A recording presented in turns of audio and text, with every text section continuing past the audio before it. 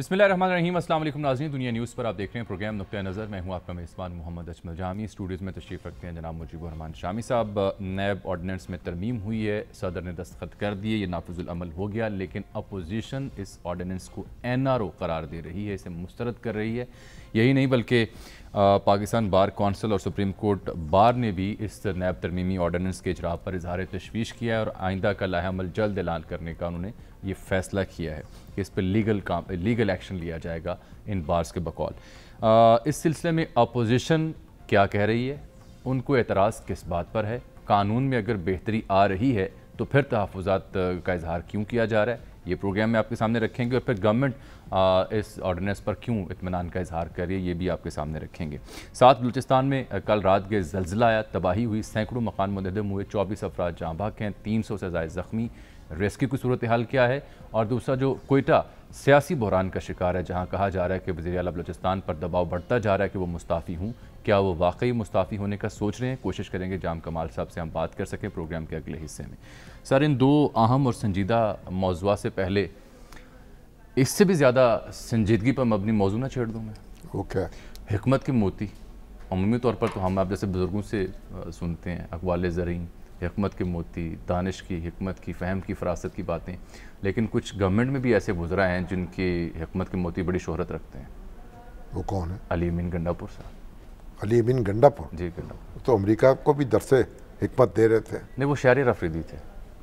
अच्छा, हाँ, गंडापुर गंडापुर वो हैं। हाँ, दोनों में वो बोतल वाले, शहद वाले, शहद वाले सर।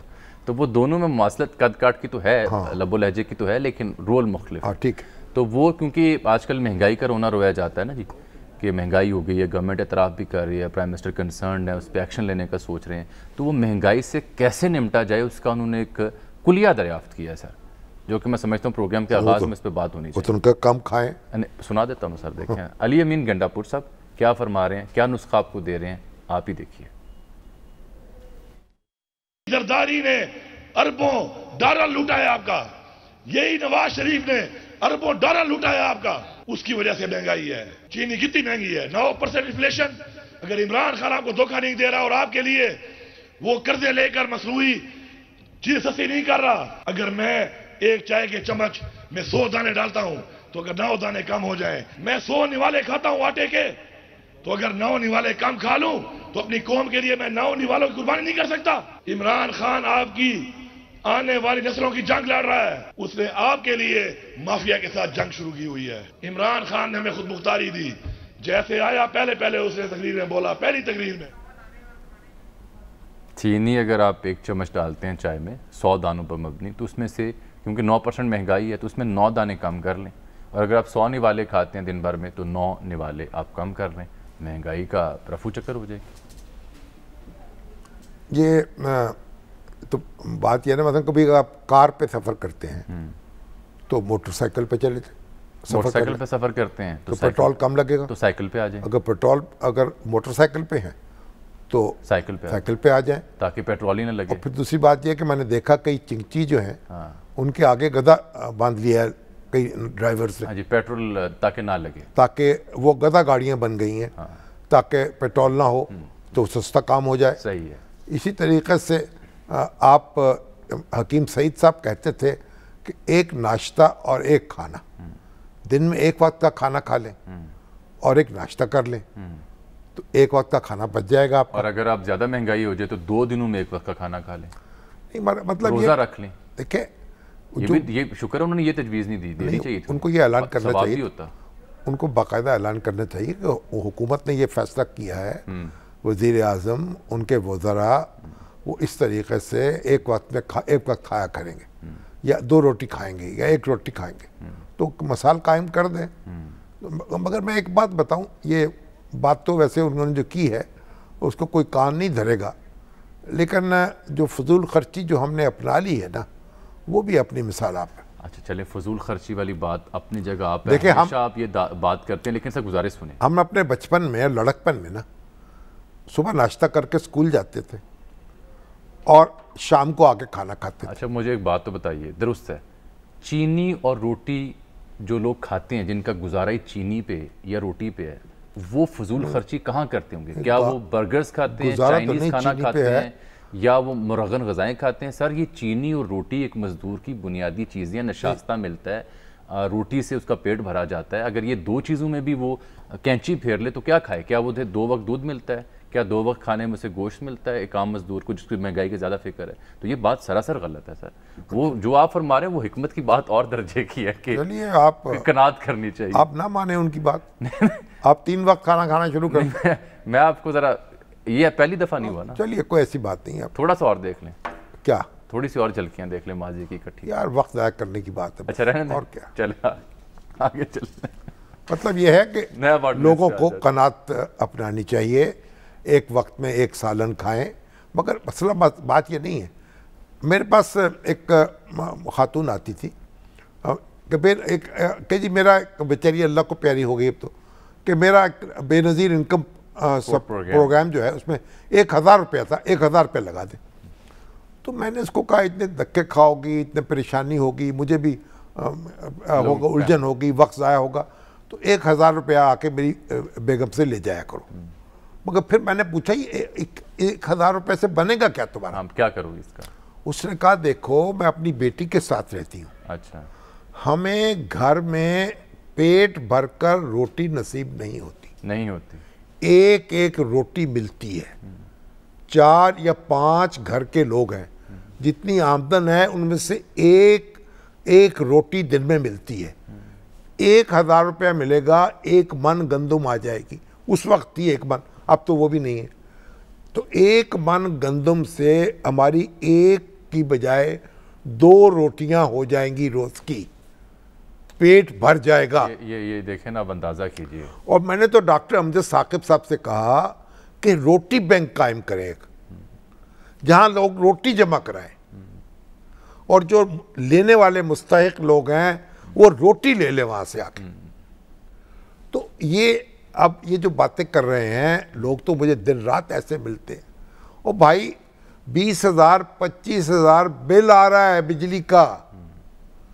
मेरे दफ्तर के कुलीग आते हैं बेचारे। ऐसे में आप कहते हैं कि ये मजदूर नवाले भी कम, और ये मेरा, हमने कुछ नहीं करना, मेरा जो इलाज नहीं बताना। मेरा ड्राइवर मेरे पास आया 25,000 रुपए का बिल, एक पंखा चलता होगा घर में। तो आप मुझे बताया ना, क्या वो 3 वक्त की रोटी तो खाने? ये जो बदनज़मी है इसकी इंतहा है। इस तरह की बातें करके ये नमक छिड़कते हैं, लोगों को गुस्सा आता है, फिर गुस्सा निकालेंगे ना लोग, बिल्कुल जब पर्ची उनके हाथ में आएगी। ऐसे। तो इसलिए इनको ये इस तरह की गुफ्तगू बंद करनी चाहिए। अपनी मिसाल पेश करें, अपनी तनख्वाहें कम कर दें, ठीक है, अपना खाना जो है 1 वक्त का खाना शुरू कर दें। ये लोगों को बताएं ना कि हमने ये काम कर दिया है। बिल्कुल करें, कह देना कि मैंने सरकारी तनख्वाह छोड़ दी, 4 गाड़ियां थी, 1 रख ली है, और 10 कमरों का घर था, गाड़ियां तो हमारे वजीर अल्लाह साहब कहते हैं नहीं, मैं नहीं बताता मेरे पास गाड़ियां कितनी हैं।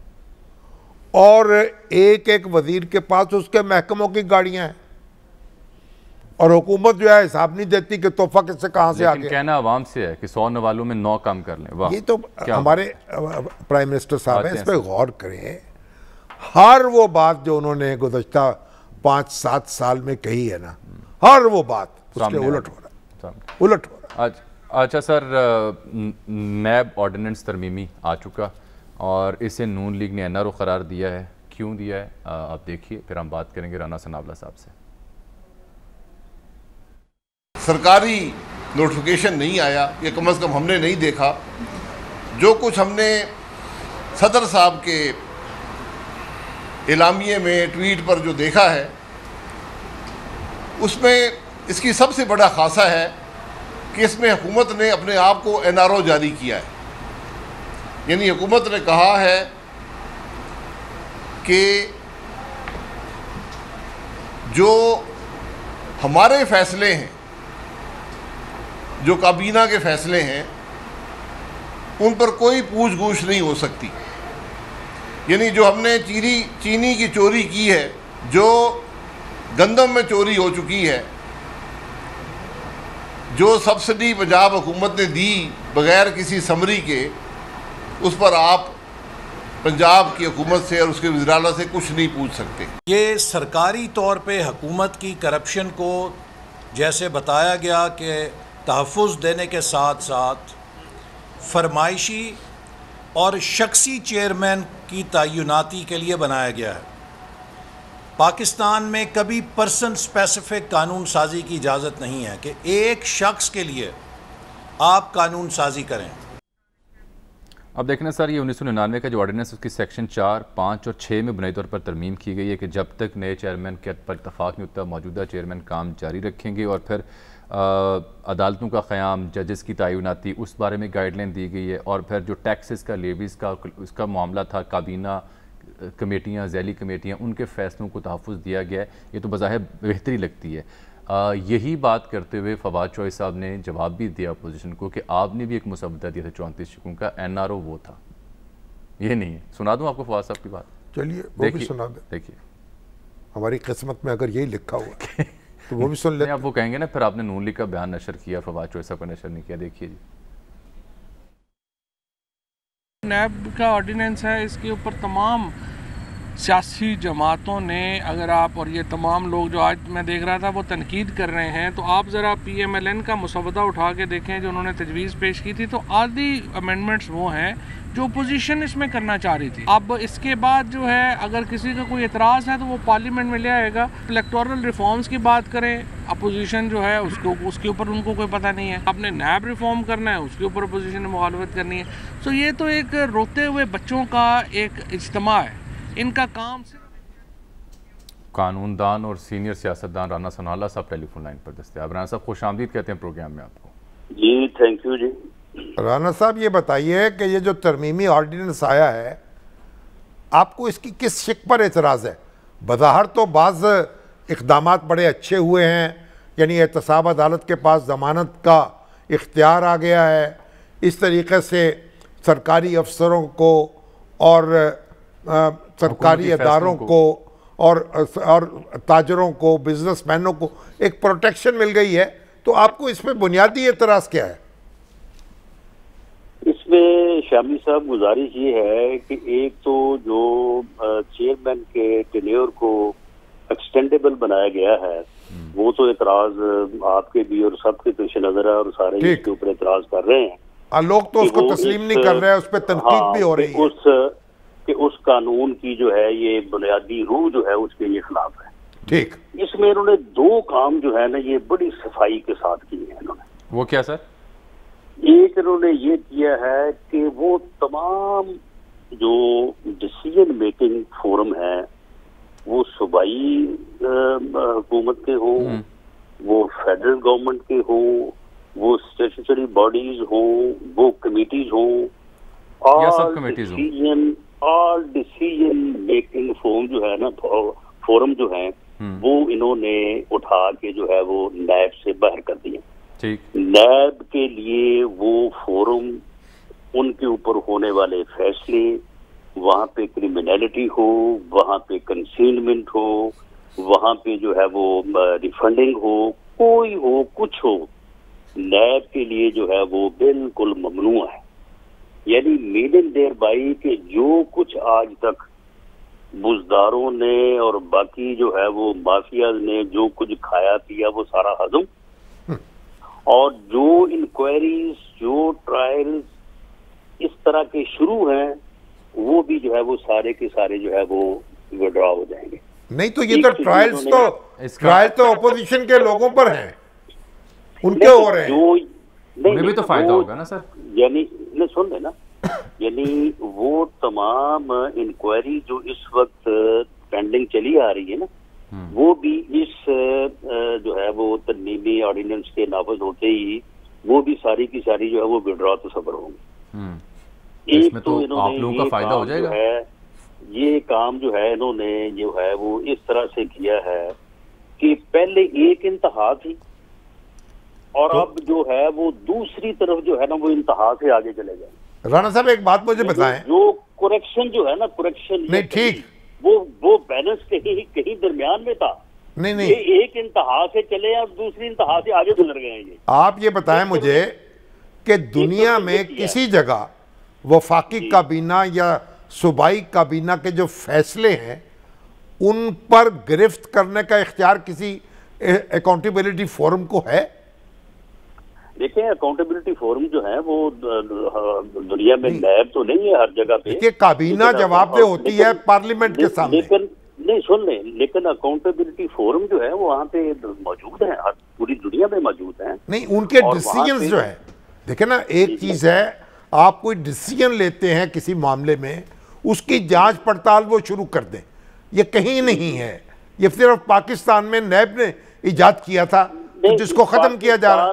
नहीं, सुन ले, पाकिस्तान में ये नैब को इख्तियार दिया गया था, और जो दुनिया में पार्लिमानी कमेटीज की जो ओवरसाइट है वो इससे भी ज्यादा मजबूत है, जबकि यहाँ पे पार्लियामेंट की तो कोई औकात ही नहीं है, पार्लियामेंट की तो कोई वैल्यू नहीं है। या तो ये है ना कि फिर ये अगर इस इंतहा से आगे गुजरना था तो फिर ये चीजें जो है ये पार्लियामेंट की कमेटीज को देंगे, उसमें अपोजिशन भी होती है। ये तो जिस तो राना साहब सजेस्ट करें ना, आप उसको सजेस्ट करें, जो तरमीम बेहतर हो रही है उसको ही आप तायीद कर दें, जो मजीद तरमीम करना चाहते हैं वो आप सजेस्ट कर दें। नहीं, देखिए, इसमें शामी साहब इन्होंने जो है ये जो इन्होंने 3-4 सालों में जो इनके ऊपर दान तान हुई है, जो इनके ऊपर इल्जामात लगे हैं, जो इन्होंने गलत फैसले किए हैं, जो उन गलत फैसलों की बुनियाद के ऊपर अरबों खरबों रुपए की जो है वो लूट मार हुई है, ये सब का सब जो है वो इन्होंने एक तो ये बड़ी सफाई के साथ जो है उसको सारे को इन्होंने सेफ किया है, और वो तमाम फोरम ऑफ डिसीजन मेकिंग जो है उनको जो है वो इस एम्बिट से बाहर कर दिया। नंबर 1, आप इसे यकसर मुस्तरद कर रहे हैं। नंबर 2, यकसर मुस्तरद कर रहे हैं ये। अच्छा, नंबर 2 ये है कि अब ये तो हो गया ना, उन्होंने अपना जो है वो सारा बंदोबस्त कर लिया, अपने आप को पूरी तरह से महफूज कर लिया। अब रह गई जनाब अपोजिशन। अब अपोजिशन के केसेस जो है वो अंडर ट्रायल हैं। इन्होंने केस मैनेजमेंट का जो है नया कॉन्सेप्ट इंट्रोड्यूस करके एक ऐसा बंदोबस्त किया है कि सारी अपोजिशन जिनके केसेस इस वक्त अंडर ट्रायल हैं उनका ये समरी ट्रायल करवाएंगे, और ऐसे जजेस से करवाएंगे कि बिल्कुल कोई बच नहीं पाएगा। और अगले इलेक्शन के लिए इस तरमीमी ऑर्डिनेंस के तहत इनकी कोशिश और इनका ख्याल ये है कि गलियां हो जान सुंजियां दे विच सिलेक्टेड यार करे, बस ये रह जाए, बाकी सब जो है उनको फारिग। राना साहब, आप ये तजवीज़ करें कि जो जज मुकर्रर होंगे उसके लिए हिज़्ब कायदे हिज़्ब इख्तिलाफ की मुशावरत लाजम होगी, हुकूमत और अपोजिशन मिलकर नाम सजेस्ट कर दें जजों के, ये तजवीज़ तो पेश हो सकती है ना? शामी साहब, आप तो इतने यानी जो है वो बड़ेपन की बात कर रहे हैं कि हम ये सजेस्ट करें कि लीडर ऑफ द अपोजिशन से मुशावरत हो जजेस की तैनाती के लिए।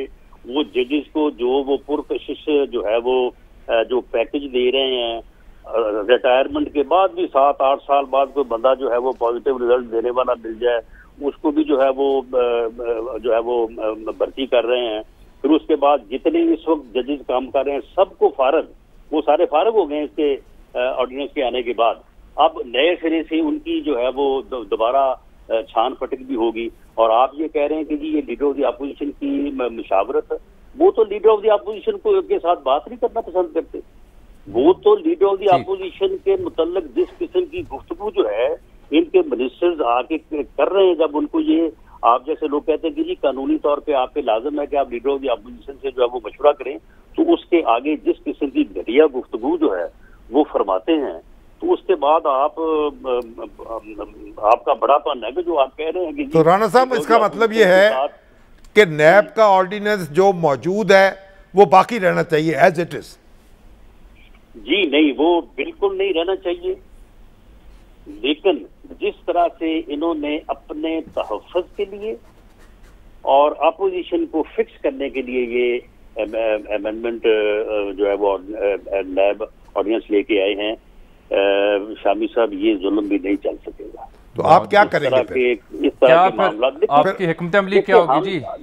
देखें चैलेंज करेंगे सर से? नहीं, सुन लेना, हम जो है वो इसके ऊपर प्रोटेस्ट करेंगे, इसके खिलाफ सियासी जदोजहद करेंगे, उसके बाद ये हमें कैद करेंगे, हमें जेलों में डालेंगे, हम जेलों में जाएंगे, वहां रह के भी जो है वो अपनी जदोजहद जारी रखेंगे, वहां रह के भी जो है वो अपने प्रोटेस्ट करेंगे। अदालती फोरम पर चैलेंज करने का कोई हतमी प्लान नहीं है राणा साहब? देखें, अदालती फोरम के ऊपर जो है वो चैलेंज करना एक जो पार्लियामेंट का जो इस्तेहकाक है लेजिस्लेशन का, उसको इसके ऊपर एक बड़ी मजबूत राय है कि चैलेंज करना चाहिए। और उसके साथ एक राय ये भी है कि ये एक सियासी जदोजहद के जरिए इस चीज को जो है वो रोका जाना चाहिए। आपकी जमात ने अभी इसमें से किसी एक फैसले पर अभी नहीं पहुंची जमात? नहीं, अभी मेरा ख्याल है कि ये दोनों अगर रास्ते भी अपनाए जाएं तो इसमें कोई हर्ज नहीं होगा और ये दोनों रास्ते जो है साइमल्टेनियसली अपनाए जा सकते हैं। बहुत शुक्रिया राना सनाउल्लाह साहब। आबिद साक़ी साहब, मारूफ कानून कत्लगाहों से चुनकर हमारे अलम और निकलेंगे उस शाख के काफिले। राना साहब तो कहते हैं जेल भरो तहरीक। नहीं, वो तो कह रहे हैं, लेकिन दिलचस्प बात यह कि अभी तक अपोजिशन लीडर जनाब शहबाज शरीफ साहब की जानिब से कोई इस तरह वाज़े तौर पर इस ऑर्डिनेंस के ऊपर कोई बयान या लाहे-अमल सामने नहीं आया। अलबत्ता पाकिस्तान बार कौंसिल और सुप्रीम कोर्ट बार को इस ऑर्डिनेंस के ऊपर तहफ़्फ़ुज़ात हैं, उनसे जान लेते हैं। आबिद साक़ी साहब हमारे साथ मौजूद हैं। साक़ी साहब, बार को क्या तहफ़्फ़ुज़ है इस ऑर्डिनेंस के ऊपर? आज हमारे वाइस जनाब Ali, thank you very much ji. आज हमारे वाइस चेयरमैन साहब की तरफ से एक प्रेस रिलीज इशू हुआ है, उसमें ज़ाहिर तहफ़्फ़ुज़ात ये हैं कि ये possibility of further victimisation of the opposition and the opposing groups of the society जो है वो शायद इससे ज़्यादा विजिबल हो गई है कि उन्होंने जो उनके अहलकारान हैं, जो रियासती अहलकारान हैं, उनको तो एक हद तक तहफ़्फ़ुज़ फराहम करती है तमाम मामलात में, और किसी हद तक जो लायबिलिटी है वो डाइल्यूट भी की है कि जब तक किसी पब्लिक ऑफिस होल्डर का डायरेक्ट और इनडायरेक्ट कोई मफाद उसमें साबित नहीं होगा तो उस वक्त तक दीगर जो लोग हैं उनको भी प्रोसिक्यूट इस लॉ के तहत, इस अदालत के तहत नहीं किया जाएगा। अपोजिशन की बड़ी जमात नून लीग के रहनुमा राना सनाउल्लाह साहब तो मुस्तकबिल के लाहे-अमल के हवाले से दो बातें बताते हैं कि सियासी तौर पर इसके मुखालफत करेंगे और शायद अदालतों में जाएं। आपके पास तो एक ही फॉरम होता है अदालत का, क्या बार इसे चैलेंज कर रही है? और साकी साहब, ये वकीलों पे तो लागू ही नहीं होता। हाँ। ना पहला ऑर्डिनेंस ना दूसरा ऑर्डिनेंस, कोई और भी नहीं होता सर। तो क्या बार चैलेंज करेगी सर इसे? अगर जो थोड़ी बहुत रिलीफ मिल गई है लोगों को, उस पे आपको क्या एतराज है? नहीं, जो रिलीफ मिला है उस पर तो हमें कतई कोई एतराज नहीं है। मसलन जो ट्रायल कोर्ट को उन्होंने बेल का इख्तियार दे दिया है, वो मैं समझता हूँ एक बहुत बुनियादी बात थी जिसको एक आईनी तौर पर डिनाई किया गया था और वो दुरुस्त कर दिया। चलो, कुछ अहलकारान को विक्टिमाइज होने से भी बचा लिया, चाहे वो भी अच्छा हो गया, कुछ किसी हद तक वो भी अच्छा हो गया। लेकिन सवाल ये है कि क्या 99 का ऑर्डिनेंस फिर 2021 में भी एक ऑर्डिनेंस के जरिए इम्प्रूव हुआ? इतने अरसे तक पार्लियामेंट वजूद पजीर रही, लोग आते जाते रहे, हुकूमतें भी रही, यही माशाल्लाह अपोजिशन भी रही, लेकिन कानून साजी ना हो सकी। तो ये साहब ये मुख्तसर बता देना, क्या बार अब इसे अदालत में चैलेंज करेगी? नहीं, बार जाहिर है हम इस पर डेलिब्रेट करेंगे मीटिंग में। जाहिर है तो बुनियादी एतराज आपको चेयरमैन की एक्सटेंशन पर है या और भी किसी नुक्ते पे है? नहीं, मेरा ख्याल है बाकी मामलात में तो बहुत हद तक कुछ बेहतरी लाने की कोशिश की गई है, लेकिन ये जो एक नॉन एक्सटेंडेबल 4 ईयर टेन्योर था उसको 4 साल मजीद भी बढ़ा दिया और ये भी कह दिया कि जब तक नया इनकमेंट नहीं आएगा मौजूद चेयरमैन जो होगा वो ही कंटिन्यू करेगा। ये मैं समझता हूँ कि एक किस्म की एक ब्राइबरी है। हम समझते हैं कि ये ट्रांसपेरेंट और मेरिट ओरिएंटेड जो पोजीशन है वो उस तरह पर मेंटेन नहीं रह सकेगी और उसकी वजह से इस ऑफिस के मिसयूज किए जाने की पॉसिबिलिटीज और उसके जो एहतमालात हैं वो मजीद बढ़ जाए। बहुत शुक्रिया जनाब आबिद साक़ी साहब। तो सर ये देखें, बड़ी सीधी बात ये, और देखिए एक तो है चेयरमैन नैब का जो टेन्योर है उसको चोर दरवाजे से एक्सटेंशन दी है कि भाई अगर नया मुकर्रर नहीं होगा जब तक और इत्तफाक नहीं होगा उसको लंबा खींच दें तब तक वो मौजूदा कंटिन्यू करेंगे। इस पर तो एतराज वाजिब है, बनता है, एहतजाज होना चाहिए, दुरुस्त। लेकिन बाकी जो मामलात है ना, जहां पे बेहतरी हुई है, उसमें बड़ी बेहतरी हुई है। दुनिया में कहीं ऐसा नहीं होता कि पार्लियामेंट आप एरर ऑफ जजमेंट को करप्शन कह दे। देखें, एरर ऑफ जजमेंट करप्शन नहीं होती। एक गलती अंदाजे की हो सकती है, अमूमी तौर पर नहीं, फैसले की होती है। आप एक हाई कोर्ट एक फैसला करती है ना, सुप्रीम कोर्ट उसको खत्म कर देती है। उसका मतलब ये नहीं है कि आप जज के खिलाफ हाई कोर्ट के खिलाफ मुकदमा कायम कर दें। एक ब्रेक आ गई, तो ये एक बुनियादी बात है, ये हमें समझनी चाहिए। और ऑपोजिशन को जो बेहतरी हुई है उसमें तायीद करनी चाहिए। वगरना तो पीपल्स पार्टी और मुस्लिम लीग नून वो तो कुछ नहीं पहले कुछ नहीं कर सकी। सर एक ब्रेक, 5 साल। एक न्यूज़ अपडेट भी आ गई, ब्रेक आ गई। नाज़रीन, यहाँ पर एक ब्रेक और फिर बलूचिस्तान की सूरत हाल। कोशिश होगी कि वज़ीर आला बलूचिस्तान जाम कमाल साहब से बात हो सके। वेलकम बैक नाज़रीन। हमने वज़ीर आला बलूचिस्तान जनाब जाम कमाल साहब को ज़हमत दी है। हमने तो उनसे सियासी हलचल पर बात करनी थी, लेकिन अनफॉर्चुनेटली रात गए ज़लज़ला हरनाई और 5 दीगर शहरों में वज़ीर आला ख़ुद वहाँ मौजूद थे। इन इलाकों में बड़ी मुश्किल से भी फ्री हुए, तो उनसे हमने रब्ता किया। जाम कमाल साहब खुश आमदीद। सबसे पहले तो ये बताएं कि जिन इलाकों में ज़लज़ला आया, तबाही मची, 24 अफराद जहाँ बहक हैं, 300 ज़ायद ज़ख्मी हैं, सैकड़ों मकान मुनहदम हुए, सैकड़ों लोग बेघर हो चुके। आप भी गए उन इलाकों में, रेस्क्यू का अमल मुकम्मल हो गया सर? जी बिल्कुल, मेरा जाना हुआ। ये वाकया आपको पता है बड़े एक ऑकवर्ड टाइम पे तकरीबन सुबह को 3 बजे शुरू हुआ और बाय द टाइम 3:30 बजे 4 बजे फिर ये सारी टीम्स मोबिलाइज होकर फिर यहाँ से क्वेटा से मुख्तलिफ निकली हैं, जिनमें हमारे पास जो डिजास्टर मैनेजमेंट की टीम है, फिर एक मर्क टीम जो हमने बनाई इमरजेंसी की, हेल्थ डिपार्टमेंट, FC, आर्मी, और ये सारे वहाँ पे टाइम टू टाइम जल्दी पहुंचना शुरू हो गए।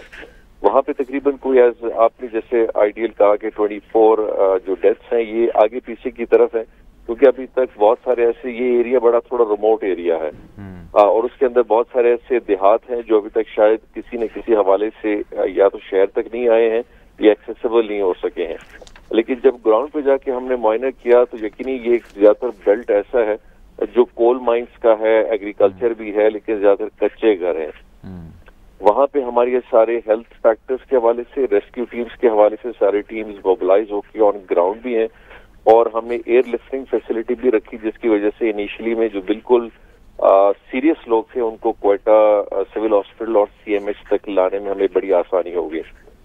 जब मैं वहाँ गया तो गवर्नर साहब भी साथ थे, फिर कोर कमांडर साहब भी गए, IGFC भी थे, बलूचिस्तान की तकरीबन सारी जो मेन इदारे हैं। फिर हमने एक जॉइंट कंट्रोल कमांड सेंटर भी बनाया है जिसमें ये सारे इदारे मिलके और एक प्लान के तहत काम कर रहे हैं। अल्लाह ताला मगफरत करे जो जहाँ बहक हो गए उनकी, और जो लोग मुतासर हुए हैं उनको जल्द बहाल करे। आपकी जो कोशिश है वो रंग लाए। आप ये बताइए कि जो सियासी जलजला बरपा है बलूचिस्तान में, उसके बारे में क्या कहेंगे? हम तो दुआ करते रहते हैं आपके लिए, और पता नहीं आपके क्या इरादे हैं। सर क्या आप मुस्ताफी होने का सोच रहे हैं?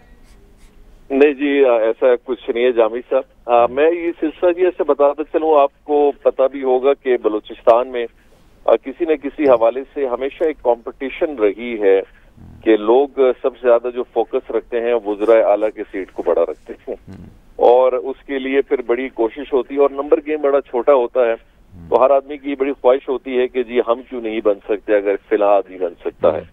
तो पहले दिन से तकरीबन इन 3-3.5 सालों में मैंने देखा कि ये अटेम्प्ट्स बार बार हुई हैं। इस दफा भी यकीनी तौर पे इस अटेम्प्ट में थोड़ी शिद्दत इसलिए ज्यादा आई है कि हमारे जो गवर्नमेंट के अंदर कुछ ऐसे मेंबर्स हैं जो यकीनी तौर पे आप सबको हर अच्छा डिपार्टमेंट नहीं दे सकते, सबको वजीर नहीं बना सकते, सबको एडवाइजर नहीं बना सकते, जो अमूमन रह जाते हैं या ये फील करते हैं कि जी अभी 1-1.5 साल बाकी है इलेक्शन में, तो क्या ही बेहतर हो कि अगर हमें कोई अच्छी ऑफर हो। और वही सिलसिला हुआ जिसमें ऑपोजिशन ने मेरे ख्याल कुछ हमारे लोगों के साथ राब्ते भी कायम किए।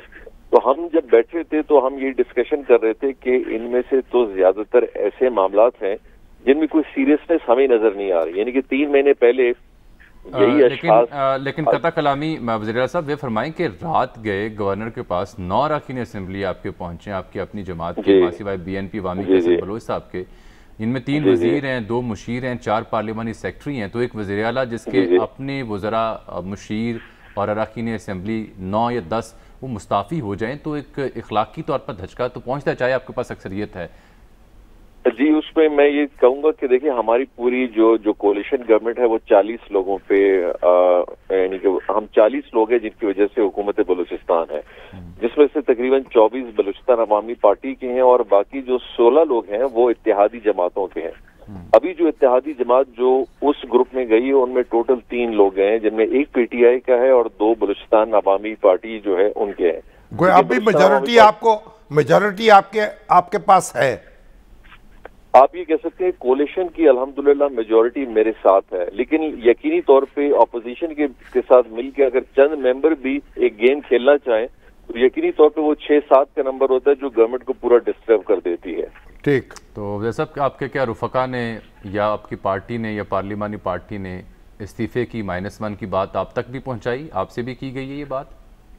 नहीं जी, देखिए हमारी पार्टी में जो टोटल हमारे लोग हैं, बल्कि मैं आपको कहूँ ये नाराज अरकान में जितने भी लोग हैं इनमें से तकरीबन 80% सबके साथ मैंने जाके मुलाकातें भी की, इनके साथ नशिस्त भी की, और मैं इसी बात पे उनसे पूछना चाह रहा था कि माजरा है क्या इतनी इख्तलाफात जो पैदा हुए हैं।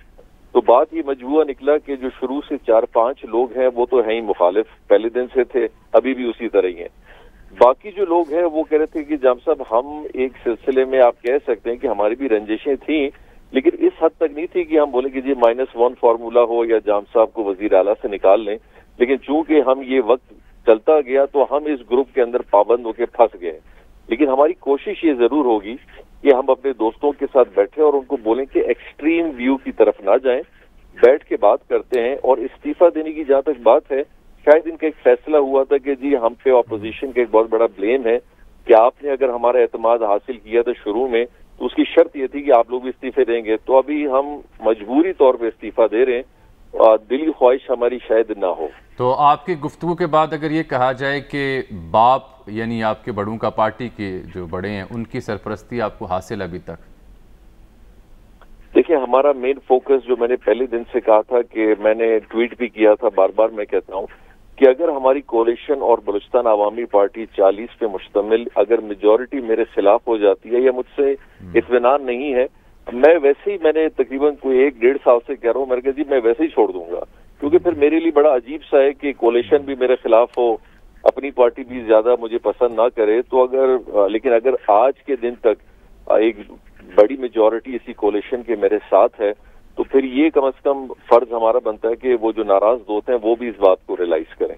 ठीक, बहुत बहुत शुक्रिया जनाब जाम कमाल साहब, वज़ीर आला बलूचिस्तान, जिन्होंने आज वाज़े तौर पर कहा कि बिल्कुल वो मुस्ताफ़ी होने का नहीं सोच रहे जब तक उनके पास कोलिशन और पार्टी की सपोर्ट हासिल है।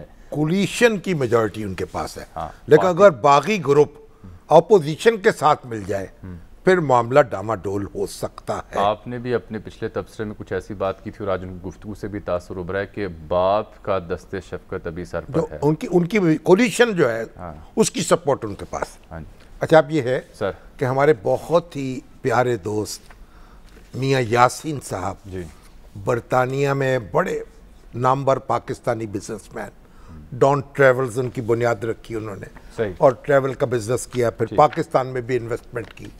वो आज रुखसत हो गए 86 साल की उम्र में। मौलाना अबुल आला मौदूदी मरहूम जब बरतानिया गए और अब तो उनके वो मेज़बान थे, और जब मैं भी पहली बार गया बरतानिया 81 में 80 में तो उन्हीं के मैंने क़याम किया। अल्लाह ताला उनकी मग़फ़िरत फरमाए। जनरल ज़ियाउल हक़ के बहुत करीब थे, उनके जो बहनोई थे डॉक्टर बशारत साहब, उनके साले बल्कि उनके बड़े करीबी दोस्त थे, अल्लाह मग़फ़िरत फरमाए। बहुत अफसोस हुआ, बड़े भले शख्स थे। नाज़रीन, यहाँ एक छोटी सी ब्रेक। इसके साथ ही आज के प्रोग्राम का वक्त यहाँ ख़त्म हुआ चाहता है। आपसे मुलाकात होगी अगले प्रोग्राम में, तब तक के लिए इजाज़त दीजिएगा। अल्लाह हाफ़िज़।